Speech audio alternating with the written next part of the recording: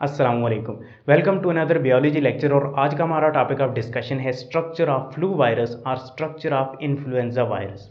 इस लेक्चर के अंदर हम इन्फ्लुएंजा वायरस में जो डिफरेंट स्ट्रक्चर्स प्रेजेंट हैं उनको देखेंगे और उनके फंक्शंस भी डिफाइन करने की कोशिश करेंगे, यानी वो स्ट्रक्चर्स इन्फ्लुएंजा वायरस में कौन से फंक्शंस परफॉर्म कर रही होती हैं। So influenza is an RNA virus which exist mostly in spherical shape. Influenza एक आरएनए वायरस है, यानी इसका जेनेटिक मटेरियल आरएनए होता है और ये मोस्टली स्फेरिकल शेप में आपको नज़र आएगा। ये मोस्टली एग्जिस्ट करता है इन स्फेरिकल शेप, राउंड सी शेप होती है इसकी। अगर आपको एचआईवी की स्ट्रक्चर याद हो तो वो भी स्फेरिकल वायरस होता है और उसका जेनेटिक मटेरियल भी आरएनए होता है। बट डिफरेंस क्या है कि इन्फ्लुएंजा वायरस रेट्रो वायरस नहीं है, यानी ये अपने आरएनए को डीएनए में कन्वर्ट नहीं करता, बट आरएनए में कापीज बनाता रहता है। इसका साइज होता है 80 to 120 नैनोमीटर इन डायमीटर। ये आप एमसीक्यूज के लिए याद रखिए। अब हम स्ट्रक्चर की तरफ चलते हैं। It is an enveloped virus. याद रखिए, मोस्ट स्फेरिकल वायरसेस जो होते हैं वो इन्वेलप्ड वायरसेस होते हैं, यानी उनके ऊपर जो आउटर मोस्ट कवरिंग होती है वो लिपोप्रोटीन से मिलकर बनी होती है और वो लिपोप्रोटीन होस्ट से डिराइव्ड होती है, यानी वो लिपोप्रोटीन वो होस्ट से चुराते हैं। जब होस्ट सेल पर अटैक करते हैं तो अटैक करने के बाद जब रिलीज़ हो रहे होते हैं तो होस्ट सेल की सेल मेम्ब्रेन को अपने ऊपर लपेट कर बाहर निकलते जाते हैं। सो वो जो लिपोप्रोटीन की लेयर होती है उसे इन्वेलप कहा जाता है। Okay, envelope contain two different varieties of glycoprotein. इनका जो इन्वेलप होता है उसमें कुछ ग्लाइकोप्रोटीन प्रेजेंट होती हैं। ग्लाइकोप्रोटीन कौन कौन सी होती हैं? HA haemagglutinin and NA neuraminidase. ये दो डिफरेंट टाइप की ग्लाइकोप्रोटीन्स प्रेजेंट होती हैं।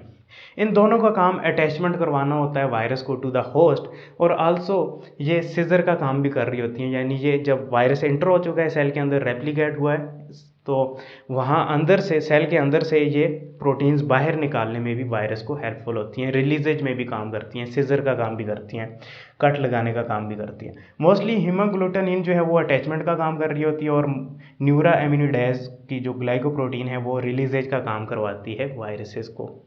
फिर इन्वेलप के ज़रा सा अंदर आते हैं तो आपको एक इन्वेलप नज़र आएगा, एक और कोट नज़र आएगी, ठीक है, लेयर सी नज़र आएगी, प्रोटीन से मिलकर बनी होती है, उसे मैट्रिक्स प्रोटीन कहा जाता है, एक लेयर सी होती है। और इस प्रोटीन का काम क्या होता है? ये इन्वेलप को सपोर्ट प्रोवाइड करती है, ठीक है, एडिशनल सपोर्ट देती है। Inside matrix influenza genome is इनकैप्सिडेटेड।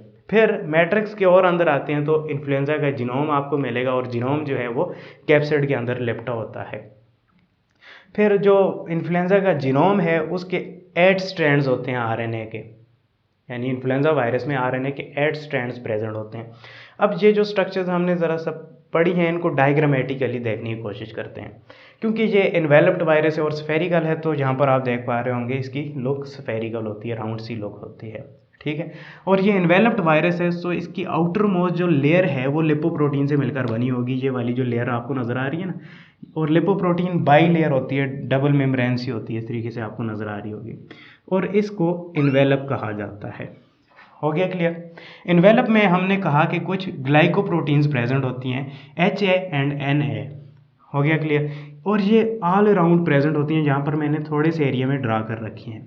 ये आ गई HA, इसका काम मोस्टली अटैचमेंट करवाना होता है, और ये आ गई NA न्यूरा एमिनिडेज, इसका काम मोस्टली सिजर का होता है, ठीक है, कट लगाना और जोड़ना इनका काम होता है। यानी ये होस्ट स्पेसिफिक करवाती हैं वायरस को कि स्पेसिफिक सर्फेसेस पर जाकर अटैच होना है, रिस्पायरेटरी ट्रैक को अटैक करना है, ये डिफाइन कर रही होती हैं ये ग्लाइकोप्रोटीन्स। ओके, इन्वेलप के थोड़ा सा अंदर आते हैं। हमने पढ़ा कि थोड़ा सा जब अंदर आते हैं तो आपको एक और लेयर सी नज़र आती है जो प्रोटीन से मिलकर बनी होती है। So here you can see another layer of protein, जो ब्लू कलर में मैंने ड्रा कर रखी है। इस प्रोटीन को मैट्रिक्स प्रोटीन कहा जाता है। इसका काम क्या है? एडिशनल सपोर्ट देना इन्वेलप को। फिर थोड़ा सा और अंदर आते हैं तो आपको जीनोम सा नज़र आएगा, ये ग्रीन कलर में वायरस का जीनोम होता है और 8 स्ट्रैंड्स वायरस के जीनोम के नज़र आएंगे, और ये आरएनए होता है, यानी जेनेटिक मटेरियल इसका आरएनए है।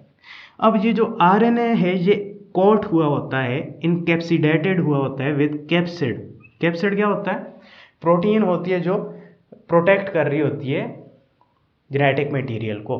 सो कैप्सिड जो होता है वो हेलिकल कैप्सिड, और हर आरएनए को सेपरेटली कैप्सिड जो है इनकोड कर रहा होता है, इनकोड नहीं सॉरी इनकैप्सिडेट कर रहा होता है, ठीक है। ओके, ये जो होल स्ट्रक्चर है जिसमें टोटल जीनोम आ गया, टोटल आरएनए आ गया और टोटल ये जो कैप्सिड की प्रोटीन है, इस होल स्ट्रक्चर को हम न्यूक्लियोकैप्सिड बोलते हैं। और ये हमने शुरू के लेक्चर्स में स्टडी किया था कि न्यूक्लियस तो नहीं होता, genetic material plus capsid will be called as nucleocapsid in viruses, right. Okay, यहाँ पर फिर आपको एट द एंड कुछ डॉट सरफेस भी नज़र आ रही होगी, डॉट सी स्ट्रक्चर नज़र आ रही होगी। ये इसको बोलते हैं आरएनए पॉलीमरेज, यानी क्योंकि ये रेट्रोवायरस नहीं है, इनमें रिवर्स ट्रांसक्रिप्टेज एंजाइम प्रेजेंट नहीं होता। सो ये क्या है, इनके अंदर आरएनए पॉलीमरेज एंजाइम प्रेजेंट होता है जो हेल्प करता है इनके आरएनए को रेप्लिकेट करने में। So that is how they replicate with the help of RNA polymerase. इसके अलावा अगर आपको मैं थोड़ा सा एडिशनल नॉलेज दूं तो ये जो आरएनए होता है इनका, ये नेगेटिव सेंस आरएनए होता है, यानी इससे प्रोटीन बनने के लिए इस आरएनए की पहले कंप्लीमेंट्री कॉपी बनती है और उससे फिर वो as a messenger RNA use होकर प्रोटीन की सिंथेसिस करती है। ओके, इसके अलावा एक और आपको बता दूं कि इन्फ्लुएंजा वायरस में क्योंकि 8 स्ट्रैंड्स हैं आरएनए के, सो इसके अंदर बहुत ज़्यादा म्यूटेशन होती रहती है, इसलिए इन्फ्लुएंजा वायरस के अगेंस्ट आज तक हमने कोई वैक्सीन क्रिएट नहीं कर सकी, क्योंकि इसमें म्यूटेशन होती है और इसके ये जो पैटर्न्स हैं उनकी स्ट्रक्चर चेंज होती रहती है। सो हम कोई ऐसी एंटीबॉडीज़ क्रिएट ही नहीं कर सकते इन्फ्लुएंजा वायरस को प्रिवेंट करने के लिए, इन्फ्लुएंजा वायरस से बचाने के लिए अपने आप को।